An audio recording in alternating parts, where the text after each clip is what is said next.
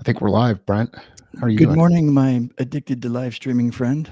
Yeah, there we go. Yeah, I sent a text to Brent the other day. I was like, "Hey, you know what? I missed I'm looking forward to Monday because I missed the daily live stuff." And he said, "Welcome to addiction, or it's addictive." Uh, and it is. So It's addictive. here we are. Yeah, it is. It's like, yeah, it's a great way to start the day. It's a Well, good it's a good way to start the day. They're always good conversations. It's good to see who kind of pops up in here yeah, as we go through it. And it's I've always enjoyed the serendipity of it. Is what I've yeah, always referred to it as. Right? It's like every day, you just never know. You just never know who's going to pop in. You never know where the conversation's going to go. And that's the part I like about it, which is why I would always get so frustrated when people would say, you should really have an agenda and you should really tell us what you're going to talk about each day so we can decide whether or not we're going to come. I'd always be like, but that takes all the fun out of it for me. I mean, come on. oh wait, you have a vote? You have a part in this whole thing? Like, yeah, Yeah, right. Yeah. Hey, I if you want to pay me to do this, I am more than happy to give you all the agenda you need and want all day long. All day long. well, I got agendas like all over the place. I can just put them together and we can have an agenda filled good time. it's funny. It's funny when advice is um, built on a foundation of selfish perspective. Yeah. You know what I mean? Like, This is what I need from you, Brent and Mike. And I don't understand why you're not giving it to it's awesome. And yeah, so yeah, that's awesome. Yeah, well, yeah, it is good. It is good. So, happy post Thanksgiving, and Yeah, we're in Advent now, which is super cool. we are. So, I have a fun little Advent book with daily devotionals through Advent. So, Linda and I did our first one last night, lit the candle and everything. It's very Very cool. cool.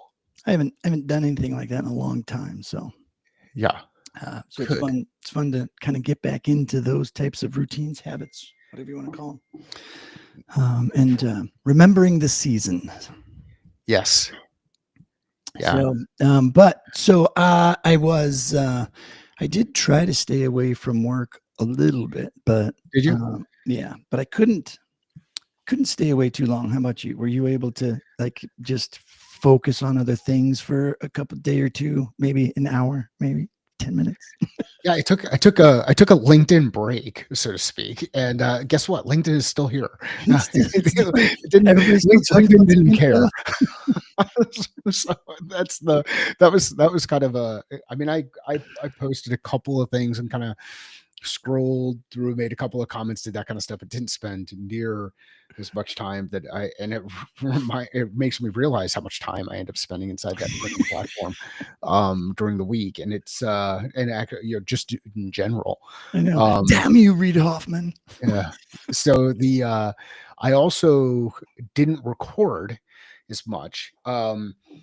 This is the first day of Merry and Bright, which is the series I do every year at this time. For 25 days of daily posting of video, and I have not set things up just yet. So I've got to get things laid out so that I can do it. My goal with this on the daily posting side of things is to be able to hit record and post the content within 10 minutes. So hit record, edit, post content within 10 minutes. Um, by the end of the 25 days, I'm usually in the 7 to 8 minute range. Like it's that about just under That's seven and a great. half is about where I get to as I get all of the kind of the flow through. And so I did a little bit of prep and watched Anchorman last night. I watched Snatch over the weekend. So that'll give you two hints toward what this year's theme is, but that is all I'm giving away. It's gonna be good. It's gonna be good. And I record those, so those are all daily. The only time I don't do them daily is if for whatever reason, if we're traveling and I have to record a couple of batches just because I need the setup with some of the editing. One thing I'm going to do a little bit different this year because how big shorts have become, and not the shorts you wear, but shorts like on LinkedIn and YouTube and whatnot, Yep. is I'm going to set the frame different, which is going to be weird because usually it's the full. What's it? What would the frame be on this? A widescreen is what, 9 by Oh, 16 or 16 by 9. 16 by 9, 16 by 9. Okay, so that's typically how I've shot these, and I have. Yeah, and so it sits well if you're going to watch me on the big screen. The videos are only, I try to keep them to under 90 seconds. Today's will be a little bit long because I'll set the context. It'll be about Yeah. 2 to 3 minutes, but it set up really well for a short type format. So in order to have all of the artifacts in there, I've got to redo how I do some of the things. So anyway, those are the kinds of things that are going through my head, how to adapt the setup this year and see what happens there. And I don't know if I'm going to go one by one, so like a square kind of setup, or if I'm going to go more of the, what would it be, 9 by 16 then, just a vertical Oh yeah, if you do shot vertical, for the yeah. whole thing. Yep. We'll see. Any recommendations on how you would frame it given the shorter content, or would you say don't worry about it, just keep doing the widescreen stuff? You're probably overthinking it, Simmons. No, I don't think you're overthinking it. I think because more and more people are doing everything on their mobile devices and less on their screen, on a wide screen. And you're looking to make impact. And for people, if watching something 16 by 9 when you're holding your phone in portrait mode can be very just frustrating and painful. In the early days of mobile, it wasn't a big deal. Everybody was like, yeah, what, remember all the fights, all of the landscape versus portrait online LinkedIn brawls. Oh yeah. That was the funnest bear to poke, and I knew exactly who was going to be upset with me all day long. So Brian, are you saying that you will periodically poke the bear? Do you periodically poke the bear? Hey, you know what? Hey, we say that and we laugh about it, but it's to encourage conversation, right? It's to help people think more clearly. And in that vein, I have to show you something that I created. I slaved all weekend over this particular image. It took me 45,000 iterations and sketches and consulting Kevin Thorne, all the artistic beauty of it, and had this fantastic outcome that I just randomly posted with a couple thoughts on LinkedIn, thinking it would be just one of those throwaway posts, and tons of people really liked it and enjoyed it. So here it is. The suspense is killing me. I can't wait. Oh yeah, you're gonna love this. I feel like I'm in a Willy Wonka meme. It is. Oh, look at this. It's the grand unified theory of over-engineered instructional architecture. This is awesome. And yeah, you have rainbows and bridges. Oh yeah, I got it all, baby. I mean, it is like it is like so incredibly accurate and precise that yeah, you know how in the early days of AI, like 3 weeks ago, we used to have to constantly prompt and reprompt to get exactly what we wanted and all that kind of stuff. And then even before that, you had to have a very long prompt. You had to explain all sorts of things, tell it exactly all of the different dimensions you wanted, and all of the things. Well, this Nano Banana guy created the new magic, and this particular image was created, unfortunately, not with my artistic skill and ability and helpful assistance from Dr. Thorne. But just 2 sentences. Can you believe that? I can. Like So just tell me what the 2 sentences were. yeah, everybody's been asking in my comments, and that's why I keep dragging it out, because That's it's awesome. All right. Well, you're welcome, everybody in the comments. I will see what I can do to I told it. Yeah, I should have posted in the comment, and I meant to, because I was answering everybody this morning. I was shocked. I was having my first cup of coffee like this morning, and I was looking at LinkedIn just to kind of see all these notifications of people that had responded. And I'm like, oh, geez, I better start responding to these people. Almost lost track of time and forgot to get in here and fire up the machine. But here we go. Now I have to go find it. That's the awesome. picture. Oh yeah, the picture stays. Okay. Oh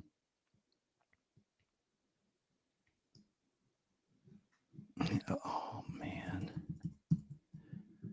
I should have had an agenda, and I should have prepped. So here's from an alignment perspective, and this is why agendas for something like this aren't exciting, and why this becomes a bit addictive. Like, you just don't know what's going to happen next, so you get this unscheduled positive reinforcement, the smile, the excitement, all of that kind of stuff, and we can get deep into that at some point in time. But yesterday I posted a video and this is a repost of a video that I did on a live session probably 4 or 5 months ago, and I cut a specific section out talking about the difference between the architect, the engineer, the builder, and the fixer. All 4 different roles. And it's funny that at the top of this, the grand theory of over-engineered instructional architecture. so, so you hit on 2 of those 4 types. And I think and back when I posted or did originally, it was because I was kind of poking fun at the whole GTM engineer oh yes, branding role that was coming out, and yeah. it was amazing. Like, you could literally go through Clay's certification program or watch a couple of videos, and I'm having a little bit of fun here, but all of a sudden you too could be a GTM engineer. And right. What the question is, like, really, like, and what is it that constitutes that capability? But anyhow, I just kind of laid out the difference between the architect, the engineer, the builder, and the people who just go out there and fix things. Good, interesting timing. And that was me trying to take up more space, Brent, while you were looking for whatever you were looking for. I appreciate that. Thank you. And I found, I'm just trying to decide where I post it. But anyways, I could just read what the prompt was, sure, and I'll post it later. Basically, I said, create a flow chart on the traditional instructional design process, comma, make it as wacky and over the top and complicated as possible. That's it. That's awesome. That's all I asked it to do. So it knew exactly what I was going for. And yeah, that was it. I didn't have to go, oh, make it more colorful, make it in this style, fade out the background a little bit, make it look old timey, nothing like that. Just that was it. Just the 1 sentence. Could have been 2 sentences, but I used a comma. I know everybody's a little concerned about my use of commas, but it's okay, everyone. So you camp Oxford comma or not? Oh yeah, I'm all about the comma. Here's how I was told or taught in a good way to know when you should use a comma or not. If there is sort of a natural pause where you have to take a breath, okay, that's where you put the comma. Hmm. It's a cool way to. And so for me, it's just become, I don't, I didn't even know I didn't know what an Oxford comma was, until, the internet came around. But it's just, I would just write the way I would talk. And if there was a natural sort of pause, need for a breath, whatever, but it wasn't so much that it needed a period. That's where I dropped the comma. And that's kind of how I've rolled with it ever since. How about semicolon? Yeah, no, I skipped that part of the class.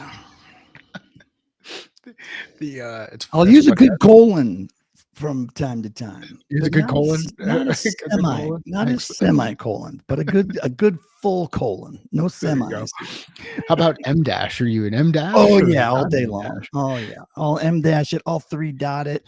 Yeah, all I'm day telling long. you, it's one of the things that all of these AI finder type things. What's the new thing is, how do you determine whether or not something was created by AI? And um, so I think what they're talking about is like AI detector type stuff, because some people aren't as open and saying, "Hey, this is how this thing was created." And one of the ways to do it is the whole M dash thing. And I'm like, you know what? I use that freaking M dash forever. I know. If that's the giveaway, then everything I've ever written, even pre AI, was AI. It makes me wonder if I'm a robot. Like maybe I'm a robot. Let's work through the theory of over engineered instructional architecture. And if you were to break this down and Yeah. say, hey, in simple terms for the instructional design novice out there, what does this actually cover? What is it explaining to us? Well, okay, so it's actually looking through the ADDIE model, Okay. right, going from the very beginning, and it's interesting that a lot of times, um, I really, really wish I'd been more of a comic book reader as a kid, um, and really understood and got into the format, for a lot of different reasons, but that's a tangent we can talk about later. But this kind of artwork, the busyness of it, artistically, I've always loved and thought it was really cool, but I would never read it. I would just enjoy the busyness of it. And so I think from an instructional perspective, this kind of imagery, I don't think is is good, but let's just leave that aside for now. But a lot of people that do like that, they can, like, their brain like can grok an image like this pretty quickly. Um, I guess maybe it is useful. But so each one of these sections, there's a numbered section, but within each numbered section, it breaks it down. And so there's a one. So the great brain drain and knowledge siphon, right? The analyze phase of ADDIE. Well, there's a 1A, consult the oracle of learning delusions. And then there's a 1B, construct the maze of content structure. Or no, that's 2B. 1B is below it. So the void of unanswered queries. And then 1C, stir the pot of stakeholder whims. That was one of my favorites. Um, yeah, I easily could have done a second prompt and said, change stir the pot of stakeholder whims to poking the bear of stakeholder idiocy or something like that. But yeah, so there will be a circle of sub bullets. And like in my mind, everything goes clockwise, right? Like everything goes right to left. But in this case, it's kind of like 1A, 1B is below it, and it's going like counterclockwise. Mm.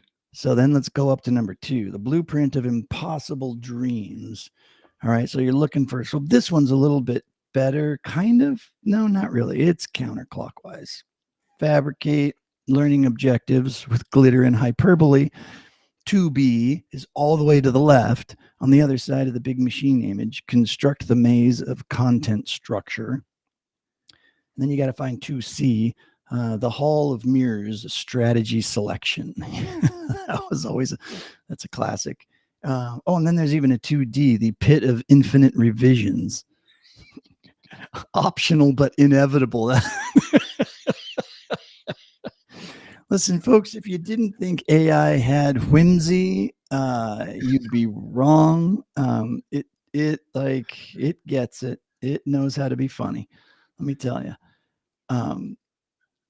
So I don't know. I mean, what are your thoughts on the whole thing? Does it match up? Does this kind of image help you? Maybe it's like maybe the fun of imagery like this is in trying to find where the next thing is. Is it like kind of a Where's Waldo sort of thing where it's just like enjoying trying to find certain surprises in a complex image is part of the fun?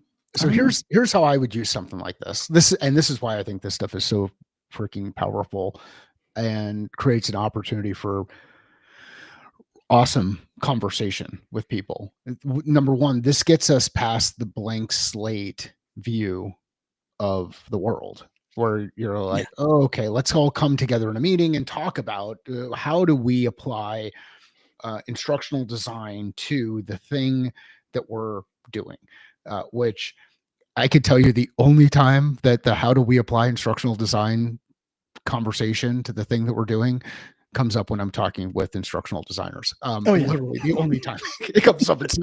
It has never been, hey, well, is this instructionally sound? It was more like, will this actually help people do the work that we need them to do? So, but beyond that, you've got a thing where I don't care how what level of seriousness you've got inside the audience or inside the group of people, that if you pull everybody together, everybody could look at this poster or this image and say, ooh, my eye's kind of drawn to that, and that's kind of funny because I've overcomplicated this thing by having swinging monkeys on the vine or the giant spiral loop of things that work their way through the scientific whatever. And like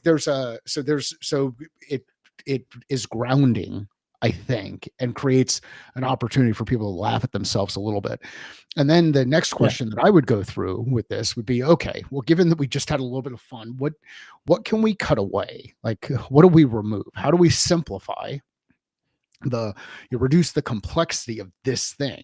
Because this is what a lot of people hear and see when we start talking about instructional design in those meetings, and call people SMEs when they're just people who actually get work done. Like, like, why are you calling me a SME?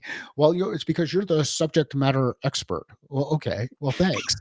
You mean I actually do the work? Oh, okay. Yeah, even better.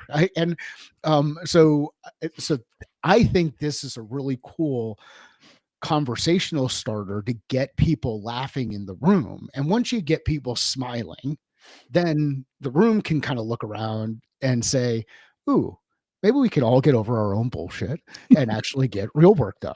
So that's why I think this stuff is like super, super powerful. In fact, what I'd like you to do is do the same prompt, create the same image. Okay. Do it for the sales process. Ooh, all right. And then the second one I'd like you to do on this, and anybody out there in the Ethernet, or, the what do they call these? The interwebs. The interwebs, yes, of course. Anybody who's listening to this, sure, you might pick this up too. But my challenge to Brent is this: it's just a public challenge instead of us going back and forth in text. I'd like to see the same image showing sales process. Okay. And then a second one, completely separate prompt, customer decision-making process. Don't call it buyer journey. because that's where everything will kind of get hung up and whatnot. And we might even do a third version You might where get a better image if you call it the buyer journey, though, because it'll be so convoluted and complicated in all of the things that it's been trained on that it freaks out. and that's why I would separate the two. So maybe do Okay. one that's customer decision making process, and then another one that's buyer journey. But sales process, that's it. Just give it that. Okay. Or can I say Let's see what it can traditional do. sales process or just sales process? Just get whatever wording you want to go with. That's gonna I'm going to use the exact same prompt. I'm just taking out instructional design yeah, and putting in sales. So create a flow chart on the traditional sales process, yeah. comma, I think make that's it as wacky and over the top and complicated as possible. I think that one, then do one for customer decision making, and then do one for buyer journey. And let's see all three of those and how they kind of come together. And it's going to be interesting to see what what comes up and what comes out of it. But I think this is I think these things are fun Yeah. because they are conversation starters, and this is much better than let's go do the typical icebreaker and go find the three people in the room who are wearing the red tag on the whatever. And like, okay, no, let's Yeah. actually get people, let's get people having a conversation around things that are important to them, and now start to apply it in the context of what we're trying to accomplish. And that's what I think an image like this does. So very cool. I'm downloading the full size. Yeah. And I think so at the risk of getting too in instructionally or delivery specific, I Sure. think the problem that I think a lot of people make with something like this when they're in a classroom setting, for example, or any sort of meeting setting, is that it like maybe handing it out, like, or maybe it's part of a thing, or maybe it's a slide or something that you put up there, and instructors and myself included, I'm totally guilty of this, and this is the only reason why I'm sensitive to it too, is that you'll stand up in front of the classroom and you'll show this and you'll be like, okay, everybody take a look at this, and and tell me what's your favorite part, and you wonder, and all of a sudden everybody's really quiet, but you haven't like given them like the full 5 minutes minimum that it's going to take somebody to like really go through this and consume it and laugh at each little bit and then process in their own mind which piece they thought was the most accurate or inaccurate, or to be able to think it through, right? Like it takes time. You can't just say, look at something complicated and tell me what you think about it. But Yeah. yet that's what we do. I think another version of that question or a version of that question that helps me is what jumps out at you Oh, yeah. Okay. rather That than would be a good place to start. Yeah. Like what's the first thing that jumps out at you? just Yeah. jumps out at you. Just jumps out at you. Take some time, take it and work your way through it. And I know a lot of people struggle with this too. Silence in the room. Yeah.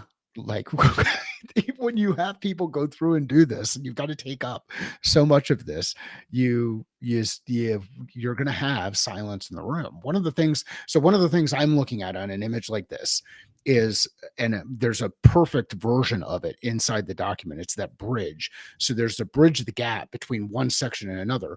Like I'm looking at it and I'm saying, okay, what are the connective pieces to the main components of this thing? Those connections are going to have some type of conversion where we're converging. This is awesome.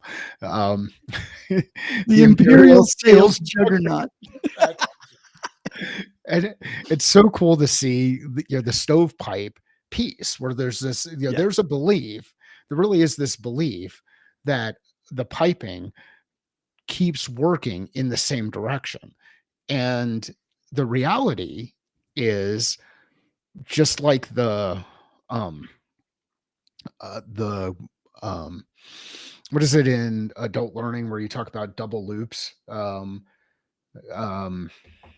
I don't know. we'll find it. There's somebody who's watching may be able to jump in and help me out here. But there's like this, and when we talk about adult learning theory, there's a concept of double looping. So you're looking for some feedback that's happening and pulling people back in to understand, hey, are they actually absorbing the thing? Can they apply it? It's a double feedback loop process. I'll find it. Maybe we'll touch on that later this week. Yeah. But so anyhow, when I think of shoots and ladders, actually, before I do my stuff, Brent, when you look at this, your first view of it, kind of like what you had said to me on the Addy thing, like what jumps out? What jumps out at you? Well, first, I like the title of it just totally crushes me. It's hilarious. The Imperial Sales Juggernaut and Bureaucratic Labyrinth. And only because I've got a little bit of experience in sales or attempts at sales does this make me laugh. But that's the hardest thing is like when I look at something like this for me, it's like everything jumps out at me all at the same time and I try to process all of it. And so answering that question for me is really hard. And typically what I end up doing is just picking one and saying, yeah, that jumped out at me first, when I'm not even really sure if that was the first thing that jumped out at me. Yeah, I'm just trying to be honest. I mean, I love this grand illusionist stage of wonder. Imagine, if you will. I'm, I'm going to go into PT Barnum mode, and we're going to go ahead and talk about, or actually, I'll go to one of my favorite books, and yeah, unfortunately, this movie is well, the movie was covered last year, but in the movie Jurassic Park, they talk about the flea circus piece, and this like presentation of what is happening. Oh, can't you see it? And then the kids come around and they're like, oh yeah, mom, can't you see it? Or like there's this there's this illusion yeah. that's out there. That's absolutely awesome. So the thing that jumps out at me is if you look at the way the piping moves, the piping all goes through a process and it never loops back. Nobody returns back. And when I talk about sales process, specifically for forecasting, one of the most important aspects of it is that things are always looping backward. They're always going back. It's kind of like chutes and ladders. You get you have an awesome conversation and someone says, oh, send me a proposal, and you go right up the ladder and you're like, I got a live one. And the reality is in a couple of days or a couple of weeks, you're going to run into some kind of objection that's covered here, and you're going to go down a slide, and that objection is going to be potentially driven by the fact that you didn't have the right people in the room, or that you didn't go through and do um, really understand the specific problem that you're looking to solve or they're looking to solve for inside their business. So you go down the slide, down the chute, and then you get to work your way back up a ladder again, and you're going to work through the process. So it's a looping process, not a linear process. And anytime that you skip steps, you take on risk. So there's opportunity for you to take on some risk inside the process. You can jump right from lead gen into the grand illusionist stage of wonder. And depending on how well your team is coached and trained and all of that other kind of stuff, and how good your scripts are, you might actually be able to convince somebody. I think what you're referring to is the objection deflecting shield generator and argument crushing press. Yeah. Well, actually, we just jumped straight ahead because what we're doing is we're smiling and we've got the right person at the right time, and we're just going to convince them that they are ready to move forward without even dealing with some of the other challenges in there. So we jump right into presentation mode, and this goes. You went from I got a live one to here's my proposal, and Here it is. it happens over and over again, and we laugh about it. We laugh about it because it's true, right? Like we Yeah. can. Oh, yeah. It wouldn't be funny if there wasn't an element of truth to all It of wouldn't be funny.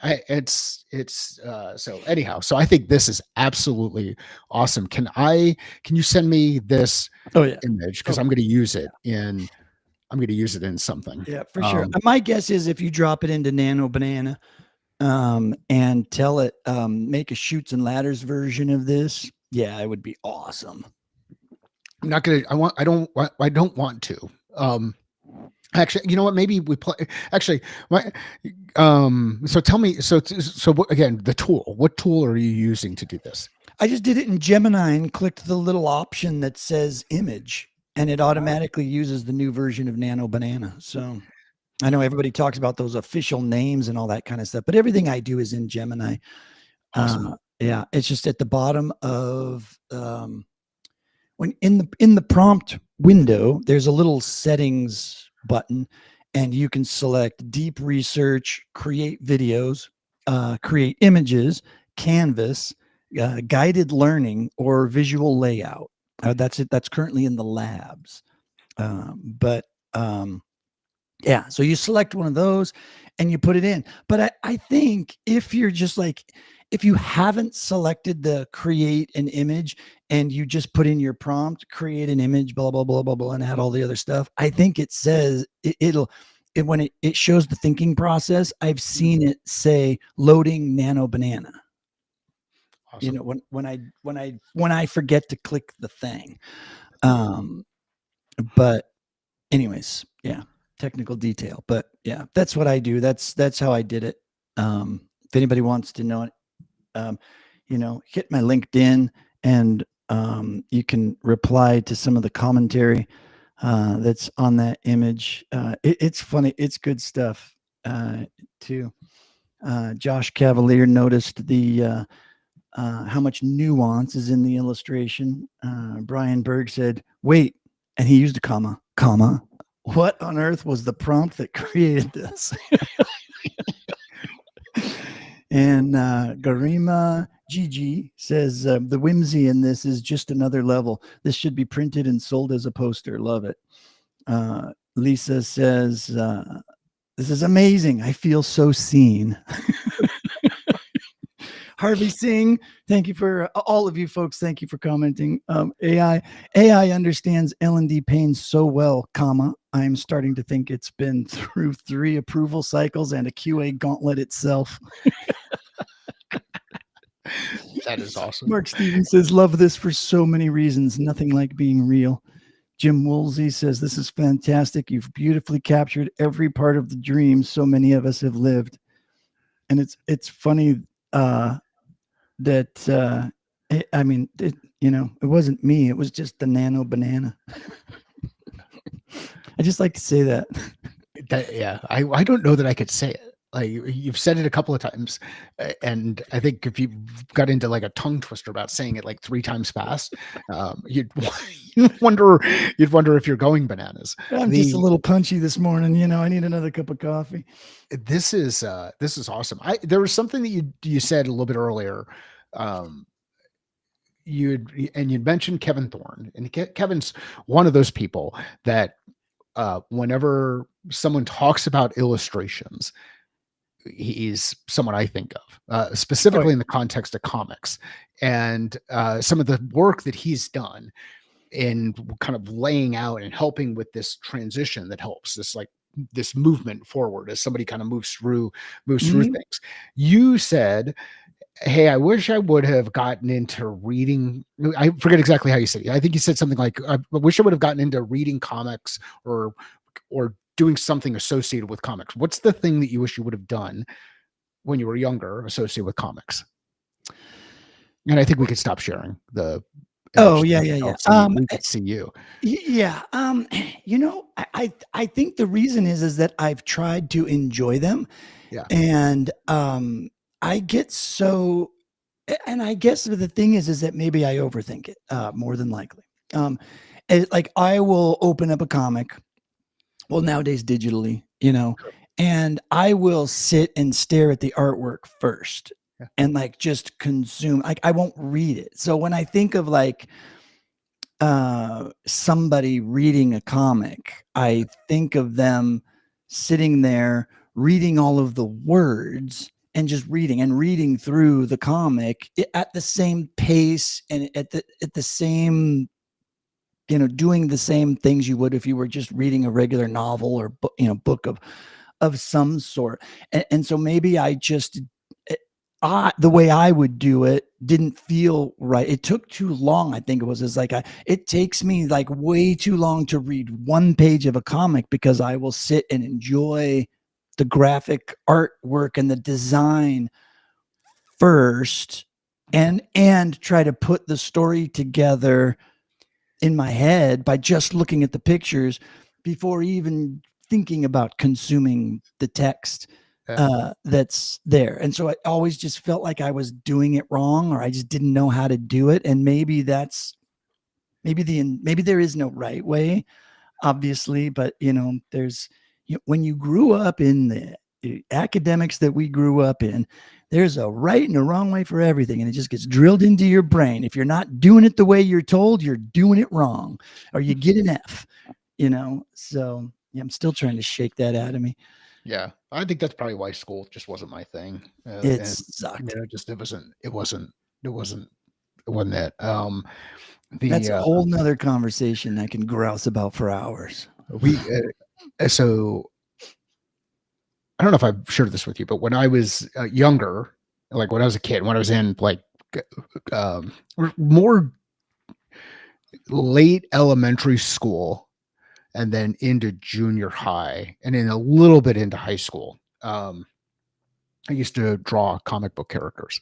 No, no Um, way. yeah, and I've always collected stuff like in my this room Well, am I doing it right? collection. Am I consuming them correctly? Well, there's not to the point that you made about it, the academic and education system. There's no right way to do Yeah. anything. Like it's awesome when hey Brent, what's the right way to make eggs? There is none. No, what's from your perspective? What's the right way to? How do you make eggs? You just cook it. Just crack it in the pan, and as soon as it's not runny anymore, you eat it. Okay, so all right, so are you like uh over hard kind of fried Oh or yeah, totally scrambled fried, both sides, all the way through. Yeah, all the way through, all the way through? Okay, yeah. so yeah, like uh, uh, there are so many different ways that you can go through and do this. You can make a hard boiled egg, right? And you can still consume the egg. You can When I was a make kid, my mom used to make us eat them sunny side up. sunny side up. See, there you go. So then you had that yolk just running all over the place. I can't even imagine doing that now. That's awesome.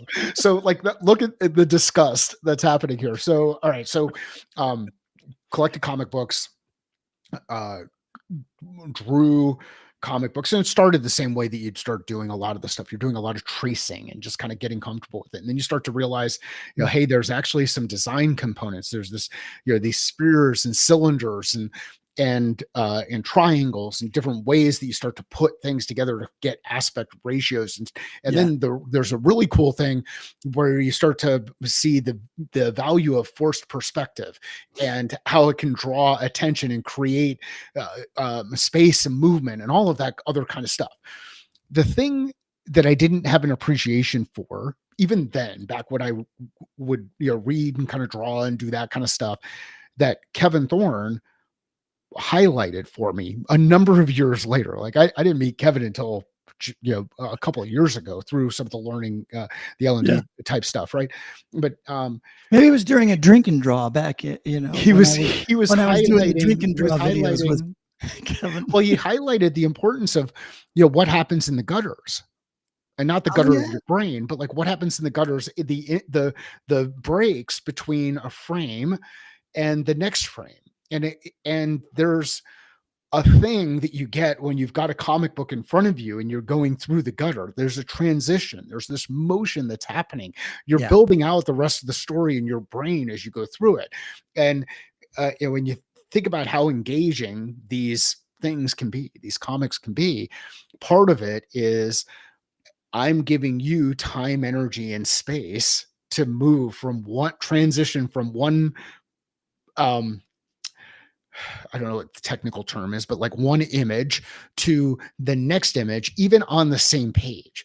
okay, And you're yeah, creating that transition in the gutters. And there's magic that happens in the gutters. So if you happen to be here's this other one, kind of a callback to something that was made earlier. If you happen to be one of those people who struggles with silence when you're in a room with folks, you've got to create space for the magic to happen in the gutters. I think it's an excellent point, and probably a good point for us to end up on. I think so. We're going to run out of stuff to talk about the rest of the week.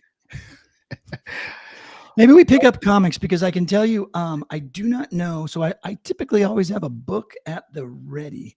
Yeah.